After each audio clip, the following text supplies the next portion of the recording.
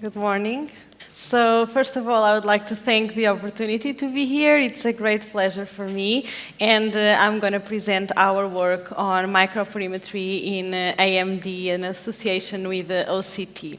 So I think everybody in this audience, of course, knows that AMD is a leading cause of blindness worldwide, and visual acuity remains our gold standard to assess visual function. However, we all know that visual acuity has very important limitations, especially for the assessment of patients with early and intermediate AMD. So several attempts have been made to identify other potential outcome measures, namely microperimetry, which basically assesses central light sensitivity in specific points of the retina. However, there is still limited and very controversial knowledge on the association between microperimetry and the different AMD anatomical findings. So basically this work, our aim was to start contributing to evaluate the relationship between retinal sensitivity as assessed by one of the modern microperimeters, the Maya microperimeter, and OCT-based macular morphology in AMD, while also considering other factors such as, for example, age, which we know that can also affect the results. So in terms of study design, this study was a cross-sectional study. We included patients with AMD and a control group of subjects older than 50 years without AMD. We considered several exclusion criteria, including the presence of other vitreoretinal diseases and a spherical equivalent equal or superior to 6 diopters. All included participants were submitted to a complete ophthalmological exam by a retina specialist, and they were imaged with color fundus photos, which, as you know, remain the gold standard for AMD staging, and we performed it according to the ETDRS classification scheme. Then they were also imaged both with swept source and spectral domain OCT, and I will detail the protocol in a few seconds, and we also did microperimetry on a separate day. So in terms of swept source OCT, we used the Atlantis, and we obtained a 3D horizontal volume covering 12/9. An experienced grader confirmed all the retinal and choroidal segmentation and corrected it when it was not properly performed by the automatic software. And then we obtained retinal and choroidal thickness according to the ETDRS grid, as you know we can get with the swept source. Then, using spectral domain OCT, 2 independent graders looked at the entire spectral domain OCT image and also in the central 1 millimeter of the ETDRS grid, and they looked for the presence or absence of several anatomical findings, such as, for example, the presence of classic drusen, subretinal drusenoid deposits, hyperreflective foci that we were just talking about. In terms of microperimetry, as I've said, we used one of the most modern available microperimeters, the Maya microperimeter, and after an initial training test, both eyes were assessed with what they call the expert test, which basically is one of the tests that it's available in the commercial platform. And basically with this test, we can assess 37 spots that cover 10 degrees, as you can see in this image. And I think that to understand what we did in terms of our assessments, it's important to understand how this microperimetry grid relates to the ETDRS grid. And as you can see here, basically the 37 spots correspond to the central and the inner fields of the ETDRS grid. And additionally, this inner ring of the microperimetry falls within the central 1 millimeter of the ETDRS grid. Okay, so now let's look at our results. We were able to include 151 eyes from 79 patients. 44 eyes belonged to the control group, 18 had early AMD, most of them had intermediate AMD, and only 17 were included in the late AMD group. As one would expect, total retinal sensitivity was significantly decreased in eyes with intermediate and late AMD as compared to the control group. Okay, so now let's look at our statistical assessments. So we started by considering the entire microperimetry test. However, we did not calculate the mean of the 37 points. Conversely, we actually calculated the mean of the spots within each one of the 5 ETDRS fields that were related to the microperimetry grid. And we accounted for the fact that we were including 5 sectors from one eye in our statistical analysis, and also for the factor that actually we had, for some cases, we had 2 eyes of the same patients. And we did both univariate and multivariate analysis. On univariate analysis, we looked for all the clinical parameters that we considered.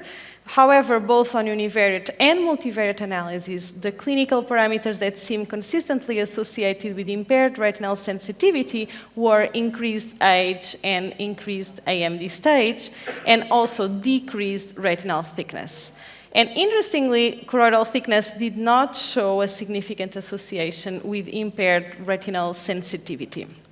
So then we focused in the central microperimetry ring. And here we also considered the data from OCT. Here is just a description of our study cohort. And we also performed univariate and multivariate analyses. And in our multivariate analysis, we controlled for age, AMD stage, and retinal thickness, because as I've shown, they are also affecting retinal sensitivity, and we observed that controlling for these factors and doing multivariate analysis, which means that all these parameters were in the model, we still observed a significant association between the presence of ellipsoid disruption, hyperreflective foci, atrophy, CNV, fibrosis, and outer retinal tubulations with impaired retinal sensitivity. Of course, our study has limitations. First of all, it has a cross-sectional design, and even though it's a good sample size, it's still relatively small. Also, we cannot do a precise co-localization between microperimetry and the ETDRS grid with this approach. And also, we did not perform scotomic perimetry, which we know it's also important in AMD, and we also have some work on dark adaptation, actually. So just to conclude, I would like to say that in this cohort, we observed that increasing age, more advanced AMD stage, and decreased retinal thickness were associated with impaired retinal sensitivity. Accounting for these covariates in the central macula, the presence of ellipsoid zone disruption, hyperreflective foci, atrophy, CNV, fibrosis, and outer retinal tubulations were independent and significant predictors of impaired retinal sensitivity. And we believe that these findings contribute to emphasize that Maya microperimetry can actually be an additional tool to assess functional outcomes for AMD. Thank you so much for your time again, and I'm happy to take questions. Very nice. And stay there, because maybe before we go to the OCT-A talks, maybe we could take questions for these 2 talks. Rick. So you measured the central 3 degrees, which is really the fovea, not the retina, really. When you say retinal sensitivity, yes. It's really foveal sensitivity. And it's not an area where we see pseudodrusen anyway. So what do you think about that? Yeah, I completely agree. Actually, when I was talking about that, we also considered the other ring that also falls within the central 1 millimeter.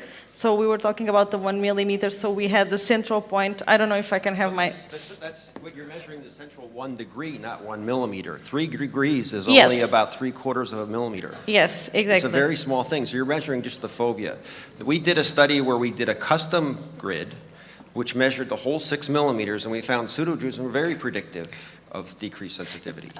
I'm aware of your paper, and we completely agree with that. Actually, as it was in my table, only 9 eyes had actually reticular drusen in this area. So we believe that we didn't have power to assess, and this is why we didn't see. And also, as you know, we also think that probably reticular drusen may show up more in scotopic perimetry than in mesopic perimetry. There's also a paper that was recently published showing that. So we think that we also need probably to do some more work on that and to consider the remaining macula, as you were saying.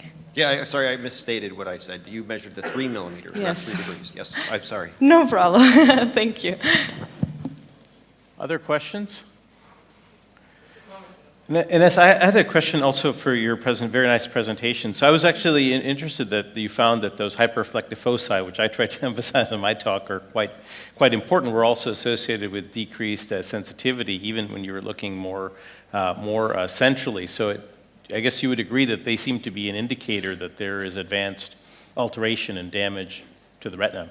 Yeah, I completely agree, and actually I was very interested in your presentation. I think we should definitely quantify them, which we haven't done, but I think it would be really interesting to do, this is our initial analysis, it would be really interesting to quantify them, because it was one of the strongest predictors. It was the presence of hyperreflective foci and ellipsoid zone disruption.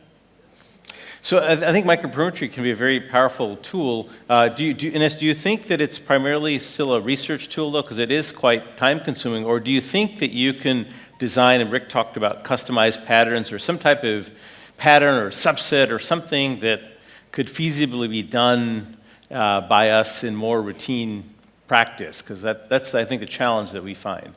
Yeah, I completely agree. I mean, I know that some of the most recent clinical trials are already using microperimetry mostly as a secondary outcome.